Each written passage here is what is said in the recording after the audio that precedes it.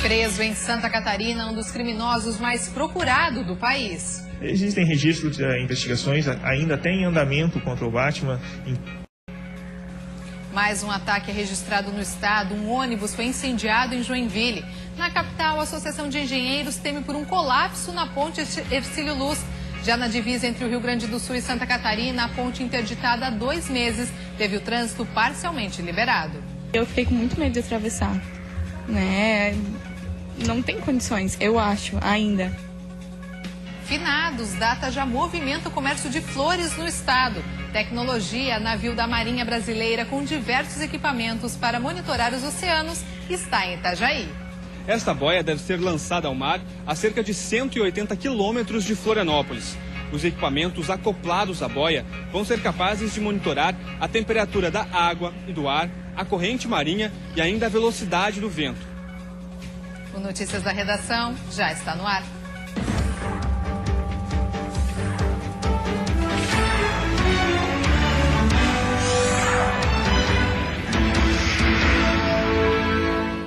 Olá, boa tarde. Um dos assaltantes de carros fortes mais procurado do Brasil foi preso nesta madrugada em Santa Catarina. Ele também é suspeito de envolvimento em assaltos a bancos cometidos aqui no estado. Rogério Matos da Luz, de 37 anos, conhecido como Batman, foi preso por volta da meia-noite na divisa do estado de Santa Catarina com o Paraná. Ele viajava em um carro vermelho quando foi abordado pelo Núcleo de Operações da Polícia Rodoviária Federal na Praça de Pedágio de Garuva. Ao ser abordado, apresentou nome falso, mas foi identificado pelos policiais. Batman estava foragido desde abril deste ano. Ele fugiu quando conseguiu a progressão de regime fechado para semiaberto na colônia penal de Piraquara, região metropolitana de Curitiba. O homem, considerado um dos assaltantes de carro forte mais procurado do país, foi encaminhado à sede da Diretoria de Investigações Criminais, a DEIC de Santa Catarina, para prestar depoimento. Existem registros de investigações, ainda tem andamento contra o Batman em praticamente todos os estados da região sudeste e sul do país, principalmente envolvendo roubos a carros fortes. E agora foram, além da prisão em flagrante, cumpridos também 5 mandados de prisão que existiam em aberto contra ele.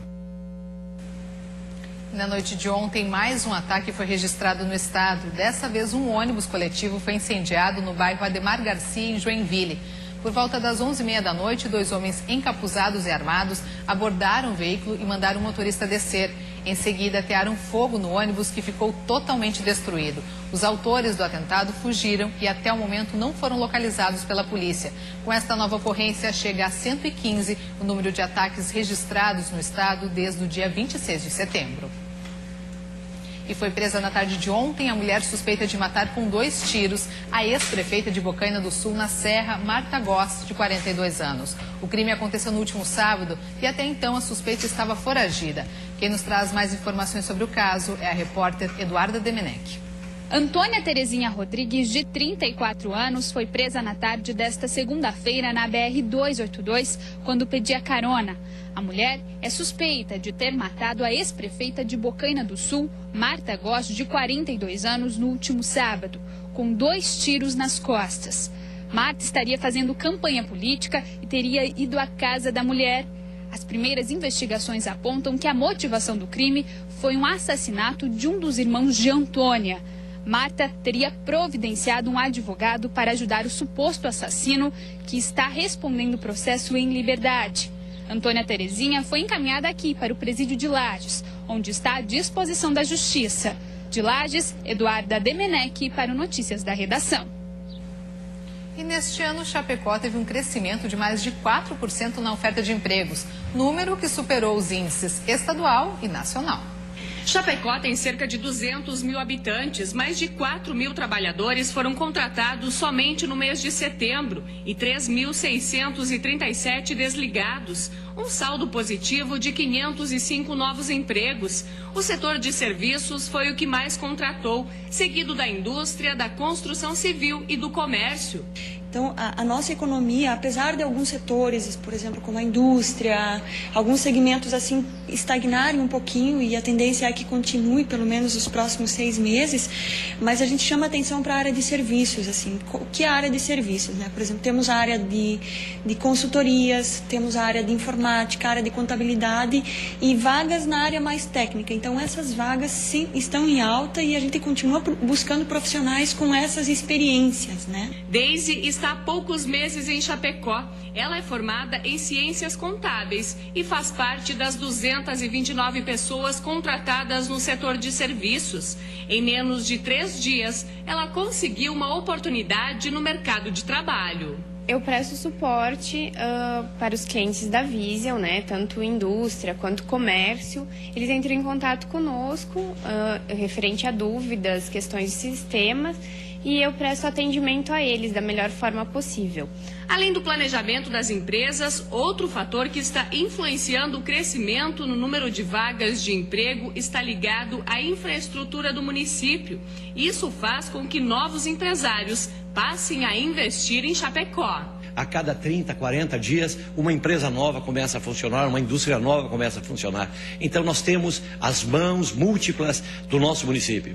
Temos as condições, por exemplo, do Aeroporto Municipal de Chapecó, que coloca o nosso empresário a 30, 40, 50 minutos dos grandes centros. Neste ano, Chapecó teve um crescimento de 4,66% na oferta de empregos, enquanto o crescimento em Santa Catarina foi de 3,83% e no Brasil de 2,23%. A capital do Oeste catarinense superou os índices estaduais e nacionais. Diante desse cenário que a área de serviços foi a campeã, digamos assim, de contratações, eu diria que o que a gente percebe, né, que as empresas vêm aumentando muito mais o controle de informação, o controle de custos. Então, a área de custos são vagas que a gente tem trabalhado e são relativamente novas aqui para a nossa região. A área de inteligência de mercado também é uma área que está crescendo muito aqui e muitas vezes, em função da experiência ou até da própria estabilidade, nós temos que buscar profissionais de outras cidades. Então, essa eu diria que é uma grande tendência aqui para a nossa região. E você vai ver a seguir, a Associação Catarinense de Engenheiros monta força-tarefa para avaliar a ponte Hercílio Luz na capital. Já na divisa entre o Rio Grande do Sul e Santa Catarina, a ponte interditada há 2 meses teve o trânsito parcialmente liberado. Eu fiquei com muito medo de atravessar, né? Não tem condições, eu acho, ainda. Nós voltamos em instantes.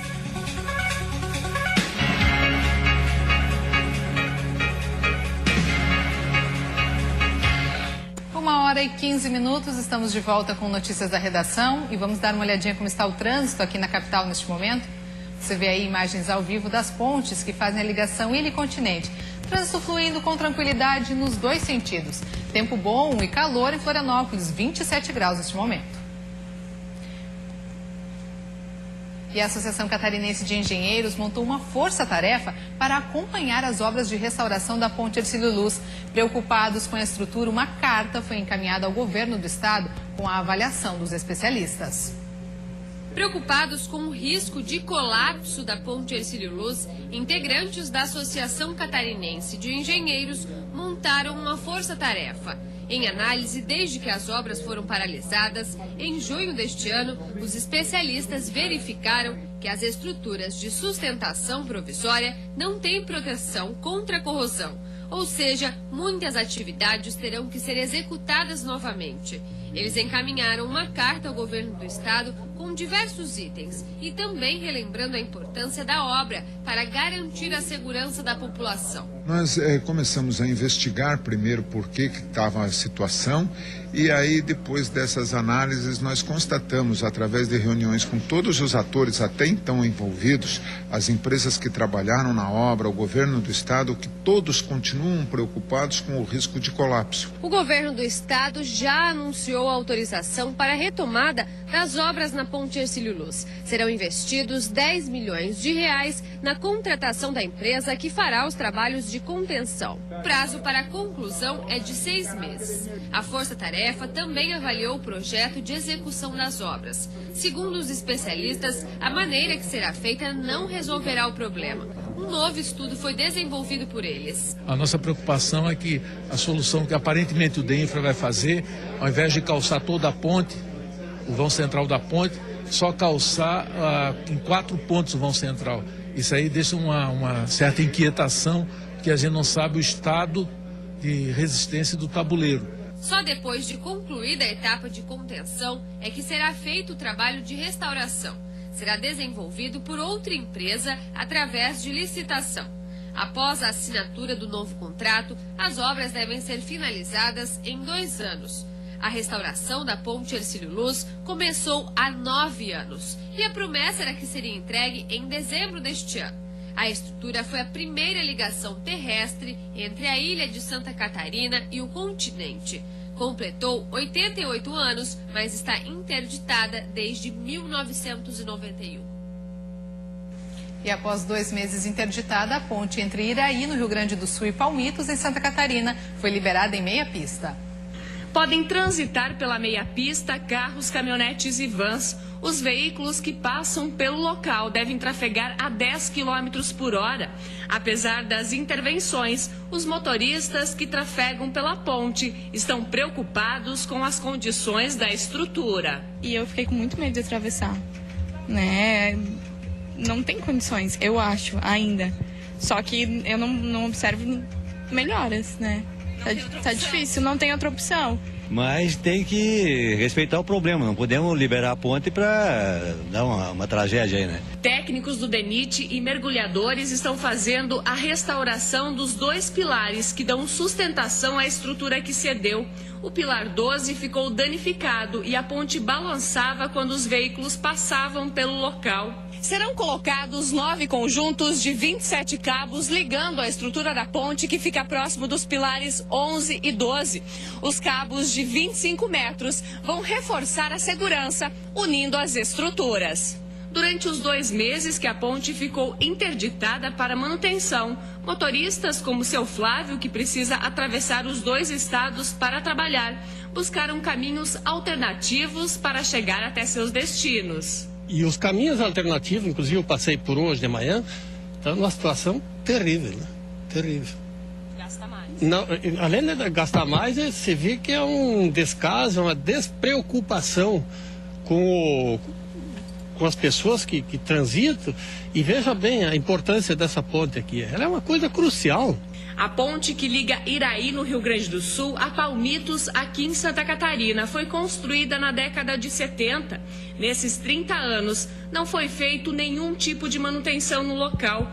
Por causa da interdição de 2 meses, o município de Palmitos acumula prejuízos. Principalmente na questão de oficinas mecânicas, restaurantes, hotéis e a questão também do comércio, principalmente na área do turismo. Nós aqui que somos do balneário de águas termais, nós somos muito prejudicados pela essa ponte que foi construída na década dos anos 70, não sofreu qualquer manutenção e ela não está projetada para o grande fluxo de caminhão que ela exerce. E a duplicação de um dos mais importantes trechos da BR-280 no norte do estado segue com entraves. O pregão eletrônico realizado no horário da expectativa, as obras podem seguir sem prazo diante de brigas judiciais. Uma espera que se arrasta há anos e que pode ganhar novas e longas temporadas. O lote 1 da BR-280 é um dos mais importantes, que liga a BR-101 às praias e ao porto de São Francisco do Sul, segue totalmente parado. A indefinição parecia ter fim com a realização do pregão eletrônico. A técnica Construções ofereceu a melhor proposta e venceu a licitação. O problema é que ela foi desabilitada pelo DENIT. A empreiteira é formada por ações da Delta, empresa envolvida em escândalos de corrupção e que não pode participar de licitações. Com isso, a Construcap de São Paulo, segunda colocada no pregão, foi declarada vencedora. Os próximos capítulos devem ter como cenário o Tribunal de Justiça. A técnica Construções entrou com um pedido de liminar para revogar a decisão do DENIT e voltar a ser declarada a vencedora da licitação.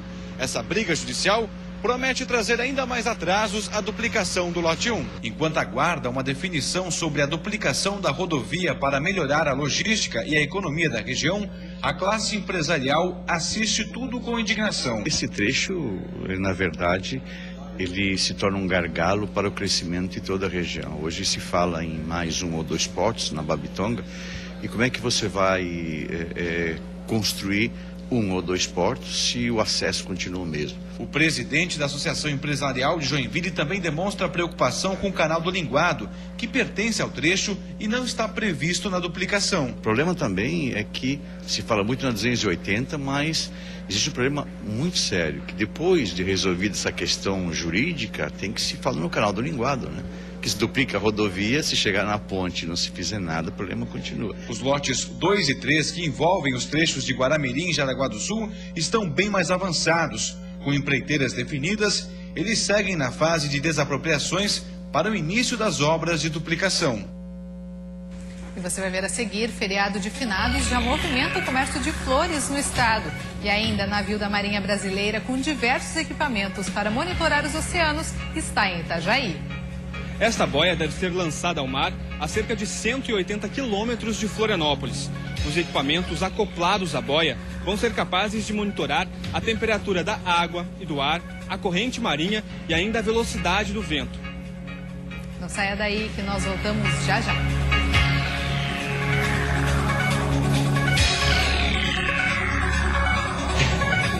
Mais um dia de calor em todo o estado. Os termômetros passam dos 30 graus agora à tarde. Confira os detalhes no mapa.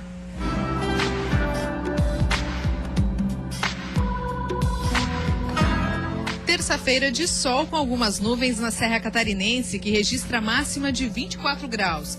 Na região norte, no Vale do Itajaí e no sul do estado, os termômetros podem marcar até 32 graus e o dia de tempo bom. Sol e temperaturas elevadas também na Grande Florianópolis e no oeste catarinense, que tem máximas entre 29 e 30 graus. E no próximo domingo é dia de finados e, principalmente para os católicos, o dia é de homenagear os entes queridos falecidos. Paralelo à tradição, quem espera lucrar são as floriculturas e o comércio de flores artificiais. Dona Catarina não perdeu tempo e já veio comprar as flores que no próximo domingo serão levadas ao cemitério. Uma tradição que há anos cultiva na família. Eu tenho minha irmã, minha mãe, meu pai, meus avós, tudo no cemitério para levar as flores para eles. E muito mais pessoas seguem esse costume e por isso as floriculturas esperam um incremento nas vendas. Nessa aqui em Joaçaba, a expectativa é um aumento de 20%. O movimento sim é bem intenso, um incremento de vendas maior do que normal e a qualidade do produto também vale muito a pena. Outras opções são as flores artificiais, que são baratas e duráveis. Há também uma grande procura por velas. Tanto as flores como as velas para os católicos têm um significado, principalmente para os católicos. As flores são uma homenagem aos entes queridos e as velas representam a luz eterna. Para este padre, o finados é um dia de lembranças, mas que convida principalmente à reflexão. Esse dia é da gente também não só visitar nossos entes queridos, mas orarmos e dizer: eu creio num Deus, que nos leva a reflexionarmos, principalmente no dia a dia, como estamos vivendo essa vida, como que eu estou cuidando da minha vida, como pessoa, como família, na fé e na comunidade. Está atracado em Itajaí o navio Antares da Marinha Brasileira. A embarcação, que conta com diversos equipamentos para monitorar os oceanos, deve ficar na cidade até a próxima segunda-feira. O navio Antares é uma das atrações do Congresso Brasileiro de Oceanografia, que acontece até amanhã no Centro Eventos de Itajaí. A embarcação é como um centro de pesquisas móvel e recebe com frequência estudantes e profissionais que queiram desenvolver pesquisas em alto mar. Carolina é bióloga e aproveitou a passagem pelo Congresso para visitar o navio. A equipe do nosso laboratório já até embarcou uma vez. Eu pretendo, numas próximas, me candidatar a isso, que acho que deve ser sensacional. Passar um período, assim, em imersão, você trabalhando, você vivenciando essa experiência, deve ser fantástico. Um dos projetos em que o navio Antares está envolvido é a disposição de 6 boias de monitoramento pelo litoral brasileiro. Uma delas será instalada na costa catarinense. Na próxima terça-feira, esta boia deve ser lançada ao mar a cerca de 180 quilômetros de Florianópolis. Os equipamentos acoplados à boia vão ser capazes de monitorar a temperatura da água e do ar, a corrente marinha e ainda a velocidade do vento. Os dados vão ser enviados via satélite e os pesquisadores vão poder acompanhar tudo simultaneamente pela internet. Nós fomos convidados, quer dizer, a Marinha do Brasil é participante do Congresso Brasileiro de Oceanografia aqui em Itajaí, e o navio veio representando a Marinha do Brasil. Então, estamos participando não só lá em loco, assistindo às palestras, e temos um estande da Marinha do Brasil também lá no Congresso, como o navio está sendo visitado pelos congressistas. E no final de semana o navio estará aberto ao público. As visitas podem ser feitas no sábado e no domingo, das 9 horas da manhã às 4 horas da tarde. E hoje a gente fica por aqui. Outras notícias no Band Cidade, às 10 para 7 da noite. Uma ótima tarde de terça-feira para você e até amanhã.